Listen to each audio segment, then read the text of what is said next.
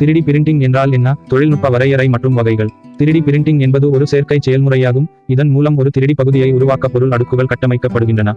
இது கழித்தல் உற்பத்தி செயல்முறைகளுக்கு நேர்மாறானது, அங்கு இறுதி வடிவமைப்பு ஒரு பெரிய தொகுதியிலிருந்து வெட்டப்படுகிறது. இதன் விளைவாக 3D பிரிண்டிங் குறைவான பொருள் விரயத்தை உருவாக்குகிறது. 3D பிரிண்டிங்கில் என்னென்ன பொருட்களை பயன்படுத்தலாம்? 3D பிரிண்டிங்கில் அக்ரிலோனிட்ரைல் பியூட்டின் ஸ்டைரீன் எனப்படும் ABS பொருள்கள், உலோகங்கள், உலோகப் பொடிகள் உட்பட ரெசின்கள் மற்றும் மட்பாண்டங்கள் போன்ற தெர்மோபிளாஸ்டிக்ஸ் உட்பட பல்வேறு 3D பிரிண்டிங் பொருட்கள் உள்ளன. 3D பிரிண்டிங்கின் வரலாறு குறித்து அறிந்து கொள்ளலாம். 3D பிரிண்டிங்கை கண்டுபிடித்தவர் யார்? நகோயா முனிசிபல் இண்டஸ்ட்ரியல் ரிசர்ச் இன்ஸ்டிடியூட்டைச் சேர்ந்த ஹிடியோ கோடாமா, முப்பரிமாண மாடல்களை உருவாக்குவதற்கான 2 சேர்க்கை முறைகளை கண்டுபிடித்தபோது ஆரம்பகால 3D பிரிண்டிங் உற்பத்தி கருவியை உருவாக்கினார். 3D பிரிண்டிங் எப்போது கண்டுபிடிக்கப்பட்டது? 1920களில் ரால்ஃப் பேக்கரின் அலங்கார கட்டுரைகளை உருவாக்கி லேசக்யோ பிசின் ரேபிட் புரோடோடைப்பிங்கில் ஹிடியோ கோடாமாவின் ஆரம்பகால வேலை 1981இல் நிறைவடைந்தது. அவரது கண்டுபிடிப்பு அடுத்த 3 தசாப்தங்களில் 1984 ஸ்டீரியோலித்தோகிராஃபி அறிமுகத்துடன் விரிவாக்கப்பட்டது.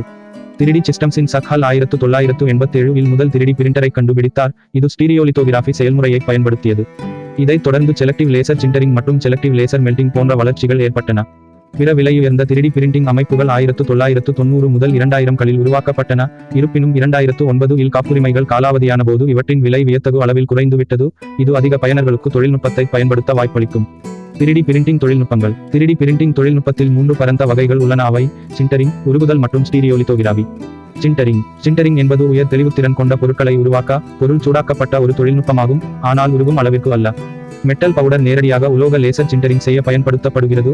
அதே சமயம் தெர்மோபிளாஸ்டிக் பொடிகள் தேர்ந்தெடுக்கப்பட்ட லேசர் சிண்டரிங் செய்ய பயன்படுத்தப்படுகின்றன. உருகுதல். 3D பிரிண்டிங்கின் உருகுதல் முறைகளில் தூள் படுக்கை இணைவு, எலக்ட்ரான் கற்றை உருகுதல் மற்றும் நேரடி ஆற்றல் படிவு ஆகியவை அடங்கும். இவை அதிக வெப்பநிலையில் பொருட்களை ஒன்றாக உருகுவதன் மூலம் பொருட்களை அச்சிட லேசர்கள், மின்சார வளைவுகள் அல்லது எலக்ட்ரான் கற்றைகளை பயன்படுத்துகின்றன. ஸ்டீரியோலித்தோகிராஃபி பகுதிகளை உருவாக்க போட்டோபாலிமரைசேஷனை பயன்படுத்துகிறது. இந்த தொழில்நுட்பமானது பொருளின் குறுக்குவெட்டை மெல்லிய அடுக்குகளில் குணப்படுத்தவும் திடப்படுத்தவும் தேர்ந்தெடுக்கப்பட்ட முறையில் பொருளுடன் தொடர்பு கொள்வதற்கு சரியான ஒளி மூலத்தை பயன்படுத்துகிறது. 3D அச்சிடும் செயல்முறைகள். 3D பிரிண்டிங் வகைகள். 3D பிரிண்டிங் சேர்க்கை உற்பத்தி என்றும் அறியப்படுகிறது. செயல்முறைகள் ISO ASTM 52900 சேர்க்கை உற்பத்தி பொது கொள்கைகள் சொற்களஞ்சியம் மூலம் 7 குழுக்களாக வகைப்படுத்தப்பட்டுள்ளன. 3D பிரிண்டிங்கின் அனைத்து வடிவங்களும் பின்வரும் வகைகளில் ஒன்றில் அடங்கும். இன்டர்ஜெட்டிங், நேரடி ஆற்றல் வைப்பு, பொருள் வெளியேற்றம், பொருள் ஜெட்டிங், தூள் படுக்கை இணைவு.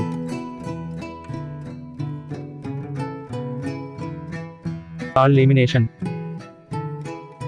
பாலிமரைசேஷன். 3D பிரிண்டிங் எவ்வளவு நேரம் எடுக்கும்? அச்சிடும் நேரம் பகுதியின் அளவு மற்றும் அச்சிடுவதற்கு பயன்படுத்தப்படும் அமைப்புகள் உட்பட பல காரணிகளை பொறுத்தது. அச்சிடும் நேரத்தை நிர்ணயிக்கும் போது முடிக்கப்பட்ட பகுதியின் தரமும் முக்கியமானது, ஏனெனில் உயர்தர பொருட்கள் உற்பத்தி செய்ய அதிக நேரம் எடுக்கும். 3D பிரிண்டிங்கிற்கு சில நிமிடங்களிலிருந்து பல மணிநேரங்கள் அல்லது நாட்கள் வரை ஆக்கலாம். வேகம், தெளிவுத்திறன் மற்றும் பொருளின் அளவு ஆகியவை இங்கு முக்கியமான காரணிகளாகும்.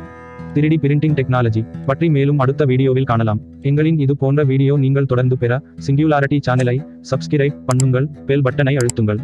இந்த வீடியோவை பிடித்திருந்தால் நண்பர்களுக்கு ஷேர் செய்யுங்கள். உங்களுடைய கருத்துக்களை கமெண்ட் பாக்ஸில் சொல்லுங்கள். நன்றி.